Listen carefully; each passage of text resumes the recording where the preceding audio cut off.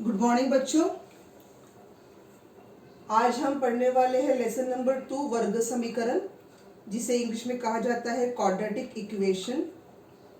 Quadratic equation के बारे में पढ़ने से पहले हम 9वीं कक्षा में पढ़े हुए बहुपद के बारे में पढ़ेंगे। एक बार जरा दोहराव कर लेते हैं। हमने पिछली कक्षा में पढ़ा था कि जो बहुपद है वो उसके कोटि के अनुसार होने वाले प्रकार से बनते हैं। बहुपद की कोटि का मतलब होता है जो बहुपद आपको दिया जाता है, बहुपद यानी कि एक से ज्यादा पद। तो जो बहुपद आपको दिया गया है उस बहुपद के सबसे बड़े घात को बहुपद की कोटि कहा जाता है, और उस सबसे बड़े घात के अनुसार हम बहुपद के प्रकार तय करते हैं। जिसे पहले यहाँ लिखा हुआ है मैंने रेखीय बहुपद। रेखीय बहुपद का मतलब है, हमने पिछले क्लास में पढ़ा था अगर आपको याद हो तो, कि रेखीय बहुपद या रेखीय समीकरण कब होता है। कोई भी समीकरण रेखीय कब होता है, जब उसके घात का उसके चरांक का घात, सबसे बड़े चरांक का घात जो है, चरांक का सबसे बड़ा घात जो है, यदि वो 1 हो, चरांक का सबसे बड़ा घात यदि 1 हो तो वो रेखीय समीकरण होता है। तो वही रूल यहाँ पर रेखीय बहुपद के लिए भी आता है कि रेखीय बहुपद कब होगा, कोई बहुपद रेखीय बहुपद कब कहलाएगा, जब उसका सबसे बड़ा घात कौन सा हो, 1। तो यहाँ पर इस बहुपद में सबसे बड़ा घात कौन सा है, 1, परंतु हम 1 लिखते नहीं हैं, इसलिए यहाँ पर उसे लिखा नहीं गया था।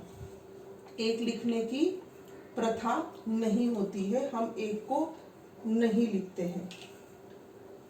तो यहाँ आप देखोगे कि रेखीय बहुपद क्या है, 5x + 9। तो यहाँ पर x का सबसे बड़ा घात कौन सा है, 1, इसलिए वो रेखीय बहुपद है। यहाँ पर भी x का सबसे बड़ा घात कौन सा है, 1, इसलिए वो रेखीय बहुपद है। 11x में x का सबसे बड़ा घात क्या है, 1, इसलिए वो रेखीय बहुपद है। दूसरा बहुपद देखिए, वर्ग बहुपद। अब वर्ग बहुपद का मतलब सबसे बड़ा घात कौन सा होना चाहिए, 2। तो दिए गए एक चरांक वाले दिए गए एक चरांक वाला जो बहुपद है, उस एक चरांक वाले बहुपद का सबसे बड़ा घात यदि 2 हो तो वो बहुपद वर्ग बहुपद कहलाता है। जैसे कि इस बहुपद में सबसे बड़ा घात कौन सा है, 2। x के ऊपर 2 लिखा हुआ है, देख रहे हैं आप। यहाँ पर भी ये भी बहुपद है, इस बहुपद का सबसे बड़ा घात कौन सा है, 2। देखिए यहाँ पर बहुपद का सबसे बड़ा घात 1 था, तो हमने कहा वो रेखीय बहुपद है। यहाँ पे उसी बहुपद का सबसे बड़ा घात 2 है, तो वो क्या बन गया, वर्ग बहुपद। यहाँ पर भी बहुपद का सबसे बड़ा घात 2 है, तो वो बन गया वर्ग बहुपद। सिमिलरली आगे आता है घन बहुपद। घन यानी कि 3, जिस बहुपद का सबसे बड़ा घात 3 होगा उसे आप कहोगे घन बहुपद। तो इस प्रकार से ये हमने बहुपद देखे। बहुपद और समीकरण में फर्क क्या है, अगर समीकरण के आगे, बहुपद के आगे आपने 0 लगा दिया, यानी कि 2 पक्ष बन गए, एक दाया पक्ष और एक बाया पक्ष, तो उसे आप कहोगे समीकरण। और अब ये वर्ग बहुपद जो है वो क्या बन जाएगा, वर्ग समीकरण बन जाएगा। कब वर्ग समीकरण बन जाएगा, जब उस वर्ग बहुपद के आगे आप क्या लगा दोगे, 0 लगा दोगे। ठीक है, तो आगे आप ये जो वर्ग बहुपद है इसे आप वर्ग समीकरण कब कहोगे, जब उस वर्ग बहुपद के आगे आप बराबर का चिन्ह लगा दोगे, तो क्या बन जाएगा, वो वर्ग समीकरण। ये बराबर का चिन्ह जो है बहुत महत्वपूर्ण है। बराबर के चिन्ह का अर्थ क्या हो गया, कि बराबर का चिन्ह यहाँ पर इक्वेशन बना रहा है, यानी कि दाया पक्ष और बाया पक्ष बना रहा है। दाया पक्ष और बाया पक्ष आने के कारण आपको हमने पहले ही बताया था कि ये समीकरण, जब भी समीकरण आएगा तो बराबर का चिन्ह आना चाहिए। बराबर के चिन्ह के कारण समीकरण बन जाता है, कोई भी बहुपद समीकरण बन जाता है। अब आगे हम देखते हैं कि वर्ग बहुपद को का मानक रूप क्या है या स्टैंडर्ड फॉर्म क्या है या सामान्य रूप क्या है। अब हम देखेंगे कि वर्ग समीकरण का सामान्य रूप कैसा होता है। उससे पहले हम देखते हैं कि रेखीय समीकरण का सामान्य रूप कैसा होना चाहिए। यहाँ मैं रेखीय समीकरण लिखा हुआ है, देखिए ax जमा b बराबर 0। पहले हमने रेखीय बहुपद लिखा था, तब हमने लिखा था ax जमा b। अब यहाँ पर उसे ही हमने समीकरण के रूप में लिखा है, कैसे?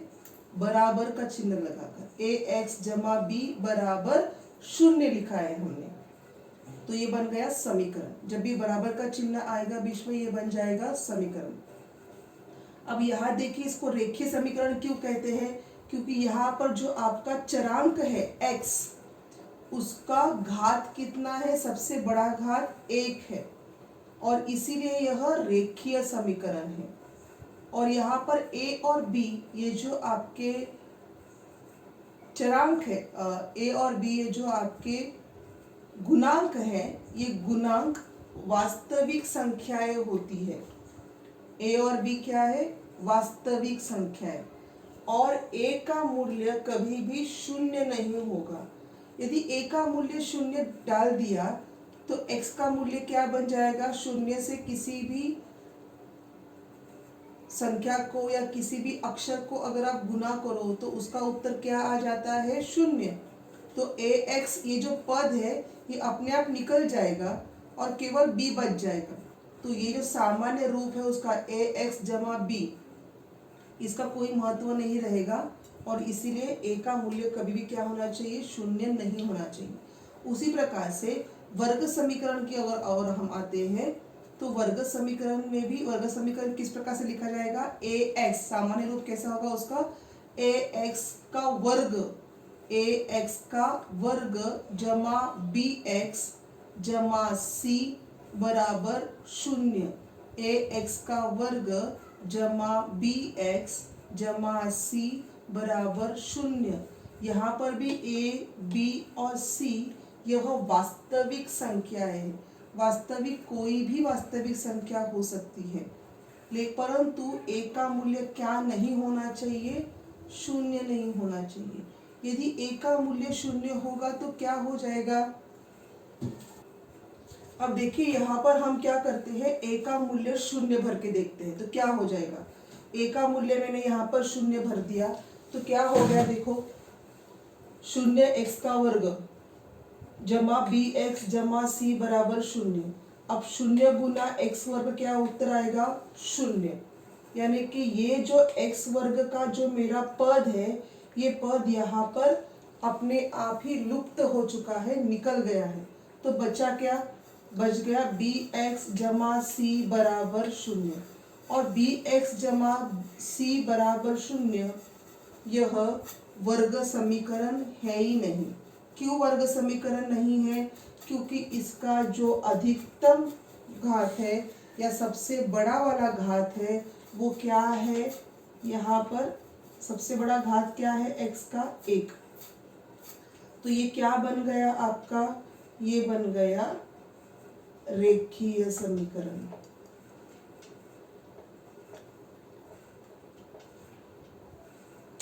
जो हमने यहाँ पर लिखा है, देख रहे हैं आप, ये बन गया आपका रेखीय समीकरण।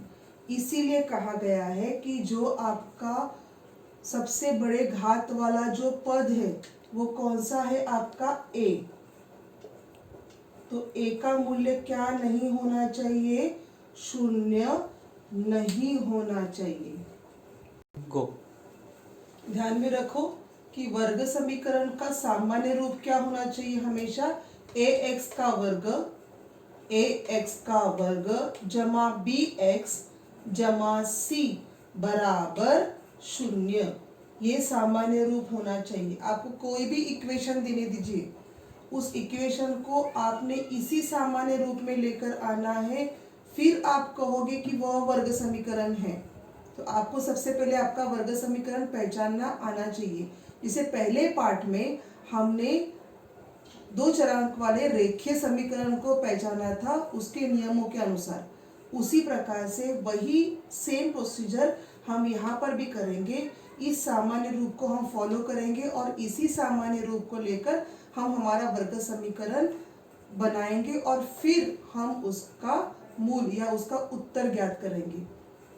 यहाँ पर a, b और c यह वास्तविक संख्याएं हैं और a यानी कि पहला वाला पद कौन सा? a मतलब क्या? पहला वाला पद जिसका घात क्या है, जिसके चरांक का घात क्या है?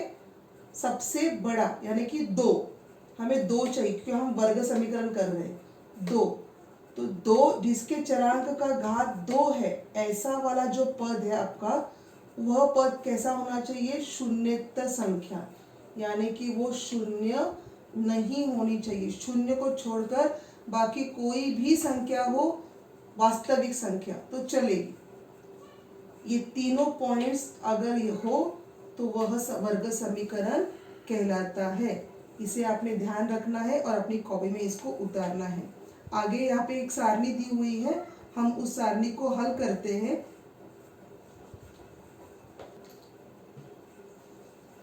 हाँ चलो, अब हम यहाँ पर ये सारणी देखते हैं।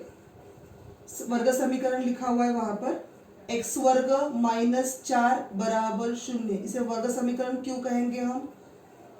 क्योंकि इसका जो सबसे बड़ा घात है वो कितना है? 2।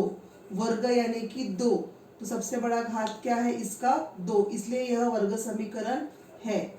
तो इसे हम पहले मानक रूप में यानी कि सामान्य रूप में लिखेंगे। जो हमने पहले तय किया सामान्य रूप है उसमें लिखेंगे। आपका सामान्य रूप क्या है? गो।